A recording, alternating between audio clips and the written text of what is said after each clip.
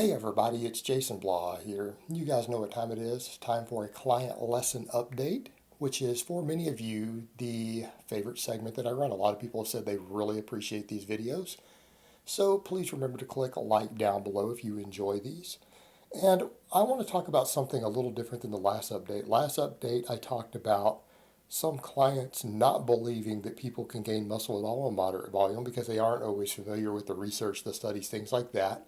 But we also need to talk about maximizing body composition. And this is important when dealing with clients and lifters that have more free time, more recovery, and they do want to gain muscle. And I think one of the best examples to use for this would be someone like my client, Mikey. Perfect, perfect example because he's been out there in the public. Again, he did an interview the other day about his anorexia. I did link it on the Facebook fan page. He was actually interviewed by another client of mine who is working on helping people with eating disorders. He himself suffered severe eating disorders. So two of my clients were actually talking to each other on camera. And the thing that gets brought up there, some people are kind of saying, and it's sort of like, well, are all your clients eating disorder people? No, I have several. I have clients who have nothing like that, and I also have some pretty dang strong clients, which people on my Facebook, private Facebook, get to see some of that. Some pretty strong guys have basically said on there, yeah, he's my coach. Guys deadlifting over 500 pounds. I mean, they're there. They are there if people were to actually dig deeper. But I have a pretty wide variety. But I do have some of the skinnier guys, or any guys in general, who want to bulk. I'm going to say most of my clients don't bulk. Or if we do, it's very, very slowly. Mikey is an example of someone who we bulked fairly quick because of where he's at in terms of progress, having been underweight without gaining significant amounts of body fat. At this point, he's up to 165. He's up 15 pounds in less than a year that I've been coaching him. Now, a lot of people are like, oh, he got leaner. No, he gained a little fat. Okay. His body composition didn't get worse. But when you gain something like 12 pounds of muscle and 3 pounds of fat, you oftentimes look a hair leaner and your body composition doesn't get worse. In other words, if you're at 13% body fat and you gain that, your body fat percentage doesn't go up because you're still gaining similar percentages of fat versus muscle. It doesn't actually change your body fat percentage and you end up looking leaner. Mikey has gained a small amount of fat, okay, and but you can't tell that looking at his before and afters because he's gained such a significant amount of muscle. But what we've done with people like Mikey is we take them to a much, much higher training volume. Now, when I talk about these sort of training volumes, will we do this for a ranked novice? No. No, absolutely not. A ranked novice can get away with, something like 9 sets, 10 sets for a muscle group in a week. That's why, like on my newest novice program, it's stuff like 3 sets of bench, 3 sets of overhead press each 3 times a week, right? That's still fairly low volume. That's low volume. And with very little exercise selection, right? 3x5 squats 3 times a week. That's only 9 sets really for their legs. Okay, that's actually very, very low volume. But that's what a ranked novice can grow off of because weight on the bar matters. And do I have any ranked novice people? Yeah, absolutely. I have people who are rebuilding, right? People who've completely detrained, who've built a base either through illness, eating disorders, an injury. I've got a newer client now. Suffered whiplash, couldn't train. He's taken 6 months off the gym. Okay, had almost a 400-pound deadlift. Going to have to build him back up. So people like that, we do the full body with low volume and just progressive overload. It's really common. Tommy, the guy again who's suffered severe eating disorder situation, had 2 heart attacks as an anorexic because he lost so much weight. We do him that way. But guys like Mikey, I do a fair amount of training volume overall. His weekly volume is fairly high when you factor in 2 workouts. And the reason we do that is that it tends to produce better muscle to fat ratios when you are bulking. If someone's going to come to me and they want to bulk, and they want to do a serious bulk, that's the first question I'm going to ask them. Do they have a lifestyle that can accommodate that? And you know how much body fat are they concerned with gaining? Okay, how big of a deal is it for them? And someone who has a lifestyle that allows them to recover from it, we might want to push them to normal maximum recoverable volumes. What does that mean? Up to about 20 sets per week per muscle group. Now, we could count some things as half sets. We could count bench press as half sets for the triceps, right?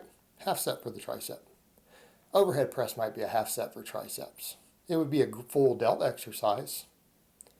But what we're looking at is something in the range of about 18 to 20 sets per week, split up into 2 workouts. Why? Because under normal conditions, now some guys will say, Jason, that's not how you train. That's right. How I train is not how I train my clients. I would never in a million years put a client on my training program. Okay, they have other things going on. I have built my lifestyle around being able to train the way that I'm doing as an experiment to do my best to get ridiculously strong for the camera, for competitions, things like that. For most people, exceeding about 10 quality sets in a muscle group in a workout probably isn't going to stimulate extra growth. But you got to keep in mind, guys, a lot of the more moderate programs are less than that. They are sometimes as little as 3, 4, 5 sets in a workout. You can grow from that. You can absolutely grow from that. And for someone who's on a recomp, late novice on a recomposition program can probably get away with a lot of that, right? Early intermediate on a recomposition program can get away with that as their lifestyle allows. But when you have people who have the ability to recover, they have the ability to bulk, they're going to bulk, they want to gain weight, we want to push those training volumes up. Now, that doesn't mean we drift into junk volume, because by that same token, your clients from the last sort of thing we discussed will want to do junk volume. Like, oh, I could just do 35 sets per muscle group. It's like, well, probably not. Probably not ideal for most people, because the return on your investment is very, very low. But if you want to maximize body composition, yeah, 18 to 20 sets works great. Split up into 2 workouts. So if you're going to take them to a 4-day upper lower, which is generally what we would do for someone like that, what most of you as coaches and lifters would do for a client like that, yeah, 4 days upper lower. And a lot of times guys will say, well, what about people who want more gym time? Well, they can go in and do GPP work. Yeah, you can have dedicated GPP days. But for most lifters, you're going to find your ideal volume and frequency around that 4-day upper lower for people who have full-time lives, right? People who have lives outside of their training, that's probably ideal. Same thing, my current training, if I were to ever write it as an org mode training, I would put it into 4 days, not 7. And keep in mind, I do pretty serious deloads pretty often to get away with that. So 4-day upper lower, something in the range of each one of those days, 8 to 10 sets per muscle group. Why? We get better nutrient partitioning. Okay? It matters. When you are bulking someone, you are always going to gain some body fat. Okay? And you need to remember, the only way to gain muscle quickly is to bulk. That is the only way you're going to ever make rapid gains in muscle mass. Period. Don't let anybody who is telling you otherwise is lying. Now, when I say bulking, what do we mean by bulking? We mean a calorie surplus. Okay? If you are gaining 1 pound a month, you are bulking, right? You're gaining 2 pounds a month, you're bulking. Now, in the case of Mikey, he's a perfect example. We do a lot of training volume for him. Okay? He's gaining up to 3 pounds a month, the vast majority of it being muscle with a small amount of it fat. We can get away with that because we have brought his energy intake way up. People who train with higher volumes of training, who are on a surplus, tend to have a higher NEAT. They get a higher thermic effect. They burn more calories through their training. And evidence-based people can argue all day long, well, 1 pound of muscle only burns 6 extra calories at rest a day. Well, nobody's at rest all day. It's completely irrelevant. This amount of training, the movement involved will only burn this amount of calories because you're moving X amount of weight, X amount of distance. That's irrelevant. We're dealing with a dynamic human system.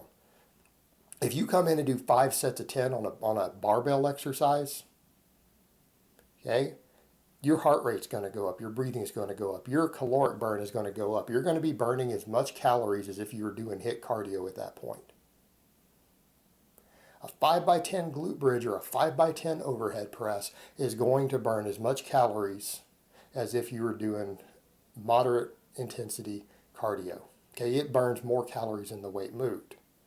We have a higher energy turnover. Okay, people who are more physically active and train more, who eat more, also have a higher NEAT. They tend to be more active than people who are in a deficit. In other words, your maintenance calories go up very, very fast. Guys like Mike have maintenance calories getting close to 4,000 even at 165 because he does a lot of volume, he's very active. That creates a better nutrient partitioning effect. We create a more anabolic environment. So in other words, when we start bringing the calories up, what you end up finding is that if we do it this way and we take them up to higher volumes of training that are getting close to maximum recoverable volume, we don't pass it, and they keep their activity high, we get more insulin sensitivity.